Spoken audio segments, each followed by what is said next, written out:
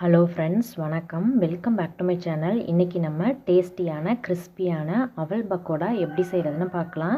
இது ரொம்ப ஈஸியாக செஞ்சிடலாம். அது மாதிரி நல்ல க்ரன்ச்சியாக இருக்கும், ரொம்ப டேஸ்டியாக இருக்கும்.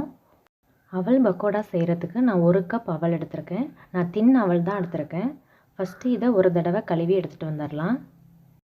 நீங்கள் உங்கள்கிட்ட திக் அவல் இருந்தாலும் எடுத்துக்கலாம். தின்னாக உள்ள அவல் எடுத்தால் நம்ம 2 மினிட்ஸ் ஊற வச்சாலே போதும். இப்போ ஒரு தடவை கழுவியாச்சு. இதை கீழே ஊற்றிட்டு திரும்ப நம்ம நல்ல தண்ணி ஊற்றி ஊற வச்சுக்கலாம். நான் தின் அவல் தான் எடுத்திருக்கேன். 2 மினிட்ஸில் இது நல்லா சாஃப்ட் ஆகிடும். ரொம்ப நேரம் நம்ம ஊற வைக்க தேவையில்லை. நீங்கள் திக் அவல் எடுத்துருந்தீங்க அப்படின்னா ஒரு 5 மினிட்ஸுக்கு ஊற வச்சுக்கோங்க. இப்போ 2 மினிட்ஸ் ஆகிடுச்சு. அவல் நல்லா சாஃப்டாக இருக்குது. இப்போ இந்த தண்ணியை நம்ம கம்ப்ளீட்டாக வடிச்சிடலாம்.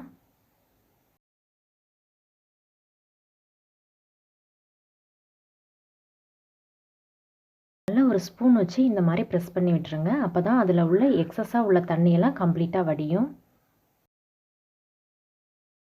இப்போ தண்ணியெல்லாம் நல்லா வடிஞ்சதும் இதை அப்படியே ஒரு பிளேட்டில் ட்ரான்ஸ்ஃபர் பண்ணிக்கலாம். கையை வச்சு லைட்டாக மசிச்சு விட்டுறலாம். இந்த மாதிரி கையை வச்சு நல்லா அழுத்தி மசிச்சுக்கிடுங்க. இப்போ இதில் நான் ஒரு 4 வெங்காயத்தை ஸ்லைஸ் பண்ணி எடுத்து வச்சுருக்கேன். அதையும் ஆட் பண்ணிக்கலாம். ஒரு 7 பல் பூண்டை தோலோடு இடித்து வச்சுருக்கேன். அதையும் ஆட் பண்ணிக்கலாம். 2 பச்சை மிளகாய் எடுத்துகிட்டு பொடியாக நறுக்கி ஆட் பண்ணிக்கலாம். கொஞ்சமாக இஞ்சியை துருவி சேர்த்துக்கலாம். கொஞ்சமாக கறிவேப்பிலையும் கொத்தமல்லியும் கட் பண்ணி ஆட் பண்ணிக்கலாம். 1/2 டீஸ்பூனுக்கு சோம்பை இடித்து ஆட் பண்ணிக்கலாம். 1/2 டீஸ்பூனுக்கு சீரகமும் இடித்து ஆட் பண்ணிக்கலாம்.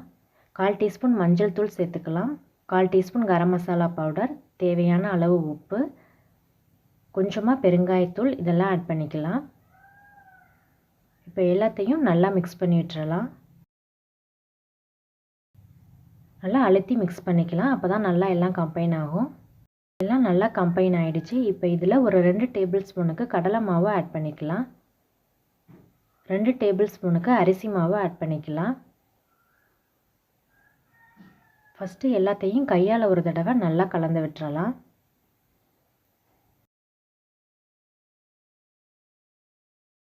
இப்போ இதில் கொஞ்சம் கொஞ்சமாக தண்ணி சேர்த்து நம்ம ஒரு திக் மிக்சராக இதை ரெடி பண்ணிக்கலாம். ரொம்ப தண்ணி ஆட் பண்ணாமல் கொஞ்சம் கொஞ்சமாக தண்ணி ஆட் பண்ணிக்கலாம். எனக்கு ஒரு 1/4 கப்பை விட கம்மியான அளவு தான் தண்ணி தேவைப்பட்டுச்சு.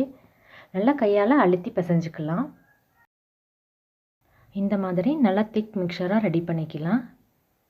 இப்போ இதிலேருந்து நம்ம கொஞ்சம் கொஞ்சமாக எடுத்து பக்கோடாவை ஃப்ரை பண்ணிக்கலாம். இப்போ தேவையான அளவு எண்ணெய் சேர்த்துட்டு ஹீட் பண்ணிக்கோங்க. எண்ணெய் சூடானதும் அதில் நம்ம பேட்ச் வைஸ் போட்டுட்டு ஃப்ரை பண்ணிக்கலாம். போட்டுட்டு நம்ம உடனே கலந்து விடாமல் கொஞ்ச நேரம் இதை மீடியம் ஹீட்டில் ஃப்ரை பண்ணிவிட்டு இதோட கலர் லைட்டாக சேஞ்ச் ஆக ஆரம்பிக்கும். அதுக்கப்புறம் நம்ம இடையில கலந்து விட்டு இது நல்லா கிறிஸ்பியாக கோல்டன் ப்ரௌனாக வர்ற வரைக்கும் மீடியம் ஹீட்டில் வச்சு ஃப்ரை பண்ணிக்கலாம். இந்த பபிள்ஸ் எல்லாம் கொஞ்சம் குறைஞ்சி கலர் நல்லா கோல்டன் ப்ரௌனாக சேஞ்ச் ஆகும். அது வரைக்கும் நாம் இந்த மாதிரி இடையில கலந்து விட்டு ஃப்ரை பண்ணிக்கலாம். இப்போ பபிள்ஸ் எல்லாம் குறைஞ்சிடுச்சு. நல்லா கிறிஸ்பியாக கோல்டன் ப்ரௌனாக மாறிடுச்சு. இப்போ நாம் இந்த பக்கோடாலாம் எடுத்துடலாம். இப்போ டேஸ்டியான கிறிஸ்பியான அவல் பக்கோடா ரெடி ஆகிடுச்சு. இதை நம்ம ஈவினிங் ஸ்நாக்காக டீயோட சர்வ் பண்ணலாம். இந்த வீடியோ பிடிச்சிருந்தா லைக் பண்ணி ஷேர் பண்ணிவிட்டு சப்ஸ்கிரைப் பண்ணி பெல் ஐக்கானை கிளிக் பண்ணி ஆளுங்கிற ஆப்ஷனை கிளிக் பண்ணி வச்சுக்கோங்க. தேங்க்யூ ஸோ மச் ஃபார் வாட்சிங்.